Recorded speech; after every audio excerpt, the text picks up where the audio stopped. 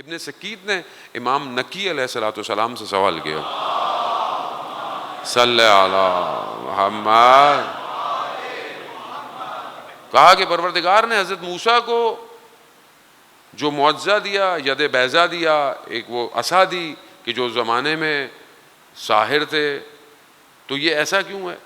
اور حضرت عیسیٰ کو جو ہے وہ شفا کا معجزہ دیا کہ جو شفا نہیں ہو سکتی تھی ان کو، مگر رسول خدا کو جو ہے وہ کلام دیا، قرآن دیا، تو یہ ایسا کیوں ہے؟ تو امام نے اسے فرمایا کہ دیکھو، جب حضرت عیسیٰ کا دور تھا تو اس زمانے میں جو چیز لوگوں کو اپنی طرف کھینچ رہی تھی وہ جادو تھا، وہ سحر تھا.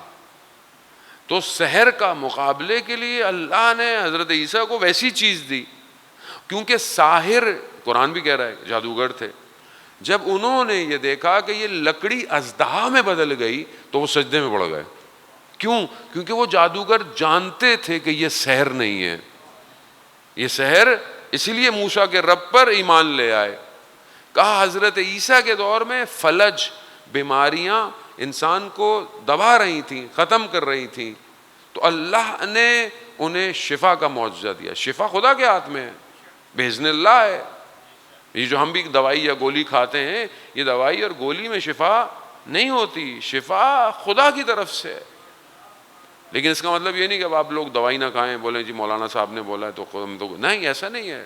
اسباب پورے کرنے ہیں، آپ نے چیزیں پوری کرنی ہے، اپنا خیال کرنا ہے، لیکن کہاں سے شفا ہوگی؟ اس کی بارگاہ سے. ورنہ کتنے لوگ ہیں ہمارے درمیان، ساری دوائیاں بھی کھاتے ہیں، سب کچھ کھاتے ہیں، نہیں ہوتا. جب خدا نہیں چاہ رہا دینا شفا تو نہیں ملتی ہے. جان محترم، شفا وہی ہے، وہی شفا دے سکتے ہیں، یا وہ کہ بہرحال اب رسول خدا کو جو معجزہ دیا، اس زمانے میں لوگ شاعر تھے، ادیب تھے، بلاغت بہت زیادہ تھی عرب میں، تو اللہ نے اسی زمانے کے حساب سے ان کو کیا دیا؟ قرآن. لیکن قرآن صرف اس زمانے کے لیے نہیں رہا، قرآن قیامت تک کے لیے جاوداں ہے. اب یہ ساری خصوصیات انبیاؤں کے پاس جو تھیں، یہ سب خصوصیات امام زمانہ کے پاس ہیں. اللہم صلی علی محمد یا رسول اللہ یا اللہ صلی علی محمد. اب یہ معجزہ ہو گیا، یہ سب نبوت کے ساتھ تھے. ائمہ کے آپ نے معجزات دیکھے، آپ ان کی زندگی میں سنتے بھی رہتے ہیں، پڑھتے بھی رہتے ہیں. لیکن ایسا نہیں تھا کہ یہ معجزات ان کی شخصیت کی بلندی کے لیے، ان کی شخصیت ان سے بہت بلند تھی. ان کی شخصیت یہ صرف اس لیے تھا کہ جو لوگ نہیں مان رہے، جن کو دکھانا ہے، ان کے لیے ہے.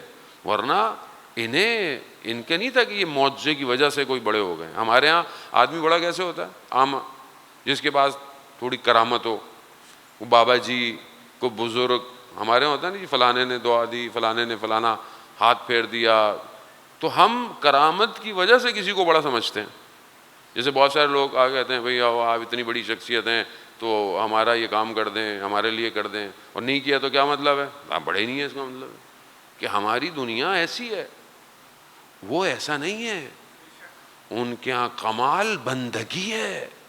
جتنا عطا ہو رہا ہے اتنا جھکتے جا رہے ہیں. فرق ہے الہی نظام میں اور دنیا کے نظام میں.